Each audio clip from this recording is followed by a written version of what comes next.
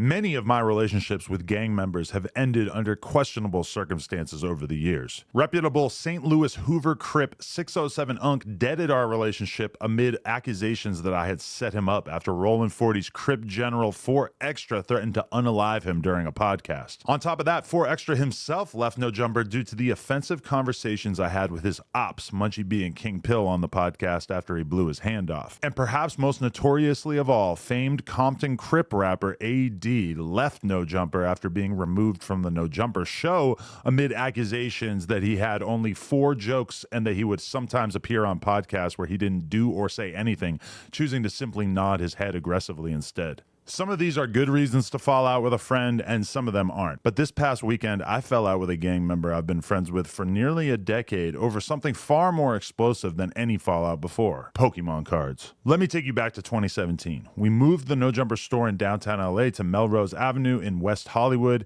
and amidst the sea of aspiring SoundCloud rappers who flooded the block daily, there were at least a few gang members mixed in as well, and 2 stood out to me: Frosty the Snowman and Almighty Suspect. They were bosom buddies, often spotted walking up and down Melrose, sometimes wearing nothing but their chains where most people would normally wear some sort of t-shirt. Frosty in particular really had a knack for ending up in some shenanigans. One day, while filming the music video for Oh My God, which went on to rack up over 3 million views, he actually ended up breaking up a fight between a 15-year-old white girl and a small crew of girls who were packing her out on the street. He then included the footage of him breaking the fight up in the music video. Damn, homie, stop jumping it, nigga. Hold on, blood on it. Damn, homie, stop jumping. Hey, stop jumping it on the set, nigga. This Snow Guard TV, we don't do that. I had no idea at the time, but Frosty and Almighty were both affiliated with different blood sets, with Frosty being a known member of the Inglewood family Gangster Bloods, and Almighty being associated with BPS, the Black P Stones, although in Almighty's case, his gang membership wouldn't last too long. Frosty and Almighty's friendship wouldn't last long either. Their relationship disintegrated quickly as a result of a dine and dash incident that Almighty would go on to detail in later podcast appearances. I was in a situation, these weird niggas dine and dashed.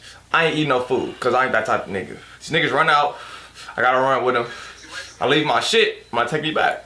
I leave my shit, I go back to get my backpack and shit, these niggas gone. Okay, so the dine and dash, who was all there? I mean, well, without snitching, you don't really gotta say who was all there. It was just known, just a bunch of affiliates, you feel me? Everybody who we fuck with, basically. They basically, like, you gotta get your homies to come pay for their meals. We know you ain't eat nothing, but your homies gotta come pay for your meal, or you the only one to take the fall for it. How much was the shit? Like $300, nigga. These niggas ordered filet mignons and shit, so like $400. Regardless of their relationship dissolving, Frosty continued to make occasional appearances on No Jumper, including a 2019 interview where a notably turned down Frosty appeared fresh off a 2-year prison sentence for assault with a deadly weapon. Although he wouldn't appear on No Jumper again until the summer of 2024, that didn't necessarily mean that he stopped making noise. In May of 2020 on the No Jumper show, we discussed a storyline in which Frosty had supposedly broken into Almighty Suspect's car and stolen his video camera and then given it to a homeless person, apparently fashioning himself as some sort of modern-day Robin Hood. Frosty allegedly went and robbed Almighty's camera out of his car, took the camera, and then shouted to him, I guess, that once he had the camera, so that he couldn't be accused of being a broke boy, he actually filmed himself giving it to a bum. And he said, like, I'm a gerb.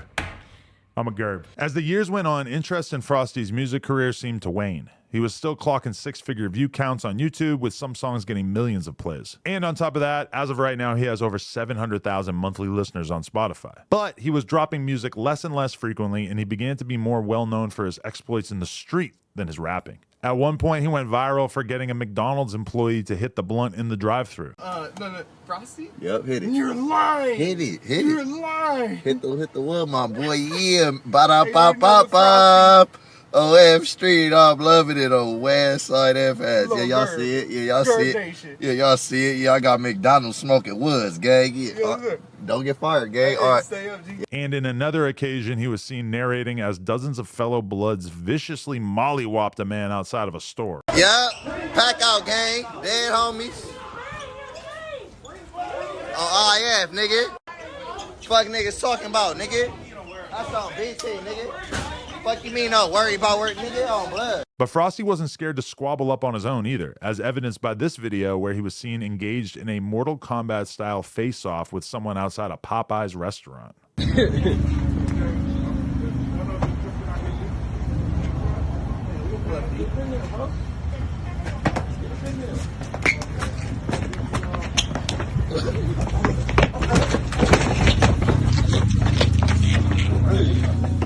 But all of that was no big deal in comparison to Frosty being shot multiple times in August of 2021, something that Google notes is not related to the animated Christmas special of the same name. Frosty went on to elaborate about the situation in a Cam Capone interview. I had just pulled up to meet my little brother, but he ended up going to Panda Express. When I pulled up, he wasn't right there.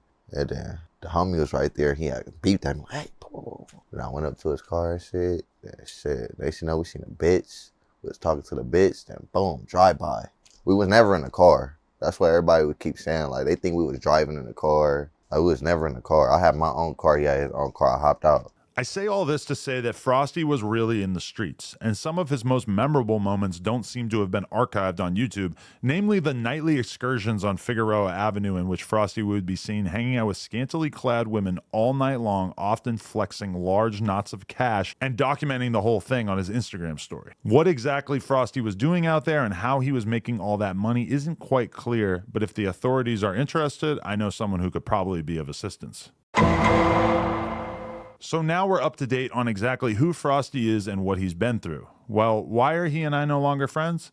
Well, this past weekend, the No Jumper Instagram page posted about how Frosty had allegedly stolen over $5,000 worth of Pokemon cards from a local Pokemon store. That's an explosive allegation for sure, one which was given credibility by the multiple videos posted by the store where you could clearly see Frosty stealing expensive packs of cards off of their shelves. They also posted screenshots of conversations with Frosty in which he tried to arrange a payment plan of sorts with the store in exchange for them removing the social media posts about his thieving. Frosty even offered to work part-time at the store as a way of paying off his debt to the card store. The store owners informed him that they wouldn't be removing any posts until they were made whole and paid back in full for the product that was stolen from them. And the store even created some cute AI cartoons intended to depict Frosty pocketing cards from the store. By the time I saw the post, it already had thousands of likes and was making its way onto a variety of other hip-hop pages. So of course, we posted about it. As one of the leading hip-hop news pages with nearly 3 million followers, this was just a clear-cut post for us. If you're in any way confused, I would reference an old journalistic saying: when a dog bites a man, that's not news. When a man bites a dog, that's news. In other words, covering the news is all about documenting the extraordinary, not the mundane. If a gang member shoots and kills another gang member tonight, you probably won't even see it in the news unless you go digging for it. But if a famous person so much as shoves someone and it's captured on video, that's the kind of story that will probably be given coverage by every media outlet known to man. In other words, a random dude stealing $5,000 worth of collectible trading cards, who cares?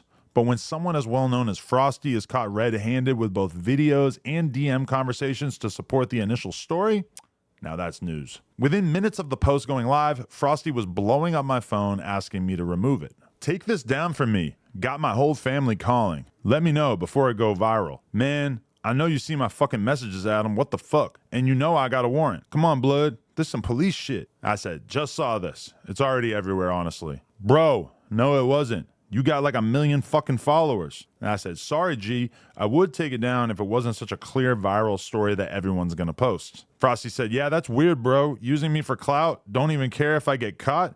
It's one Instagram post, brother. They're gonna repost from your page thinking it's cool. I said, it's the news. Sorry, G. He said, bro, you got 2.9 million followers. SMH. That shit is Fed shit. Nobody was blowing up my phone until you posted it, dog. Now my grandma is fucking calling me. You're Adam22.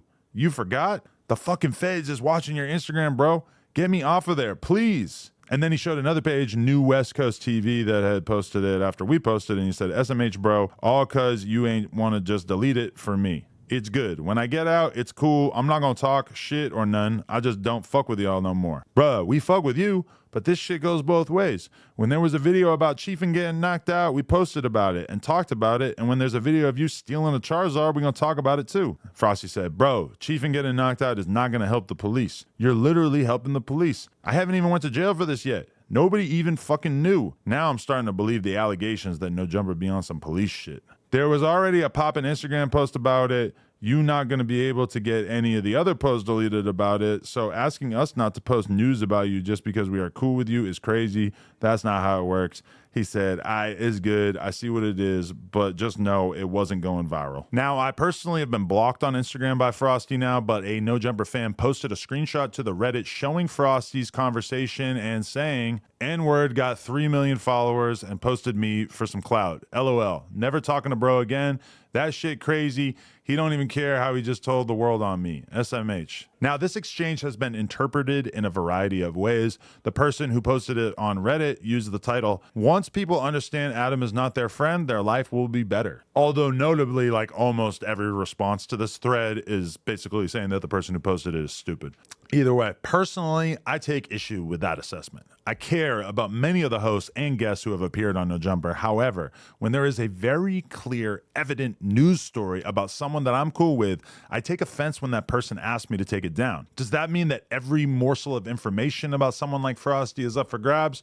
Not exactly. In fact, I know about all kinds of shit that Frosty has allegedly done in the streets that I will not mention here because some of that stuff really could get him locked up. And these are stories that nobody knows about, or at least nobody has talked about online in much depth. But this situation is different. The posts about Frosty's theft campaign already had thousands of shares, likes, and comments. They were already being posted by other pages with hundreds of thousands of followers who post the same kind of news that we do. I'm not going to be the one to break the news about someone I'm cool with breaking the law, but if it's already being spread to a significant number of people and you ask me to delete the post, I feel like that's just you taking advantage of our friendship for personal gain. Really, this whole conflict boils down to one simple issue. It's about where you draw the line between friendship and business. So for starters, how close of friends are Frosty and I? I would say that over the past 5 years, we have done one interview and DM'd or texted back and forth maybe like a dozen times.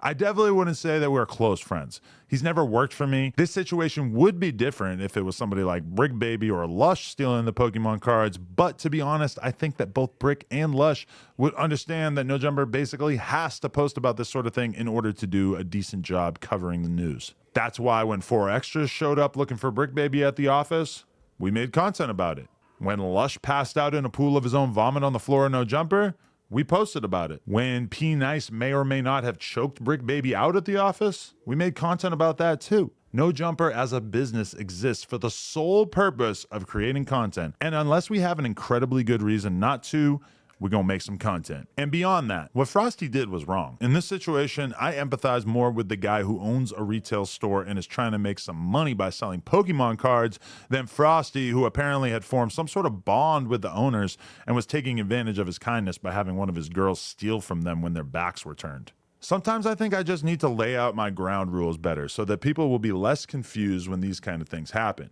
If you are a rapper or any kind of celebrity and you're in the news, the fact that No Jumper will probably post about you is totally unrelated to our friendship, and I quite frankly resent you for trying to leverage our friendship to get a post removed. In much the same way, maybe one day as a rapper, you will create a piece of music that we end up discussing on the podcast. You and I having a cool friendship does not mean that I'm going to get on the podcast and lie about it and say that it's great when I do not care for it. That's not an example of me betraying our relationship. It's an example of you trying to manipulate a member of the media into doing your bidding. I have lost countless friendships as a result of standing on business when it comes to reporting the news. I've had people threaten me and my employees over things that we've reported on. And I've said this many times before, but I don't really care. If No Jumper reporting on you in a way that is less than favorable is enough to make you not like me anymore, that's fine. Clearly, our relationship wasn't all that strong in the first place. And on top of all this, Pokemon might just be a way to make money for Frosty, but it's more than that to me. In fact, I've been playing Pokemon Go every day for almost 10 years. I'm level 50, which ChatGPT estimates a hardcore player will need 2 or 3 years to reach. And on top of that, I have caught over 200,000 Pokemon and visited over 100,000 different Pokestops. I have 917 shinies, and I don't even play on community days. In fact, I even have 5 shiny Mewtwo's, and Frosty, you could have just asked me for one. In other words, Frosty, you done fucked up. Personally, I don't think that you should be mad at me, but if you are, I don't really give a fuck. In the future, if we do end up on good terms again, please don't ask me to delete legitimate news stories. Please don't drive all the way to Oxnard to rob helpless store owners of valuable Pokemon cards. And perhaps most importantly, don't block me on Instagram just for standing on my journalistic principles. Okay, I penned that video last night in a little flurry of energy. And yeah, I just wanted to get this story out there and speak on it, give my side of things. I really don't feel conflicted in any way about what I did. I think that, if anything, somebody like Frosty really just needs to wrap his head around the fact that I'm a member of the media and that covering the news is what we do. And you could be friends with me, but you got to accept that we cover the news, we talk about the news, and most people seem to understand that. Either way, let me know if you think I'm being a hypocrite. Let me know if you think I'm right. Like, comment, and subscribe. We got tons more videos dropping in the near future. Peace.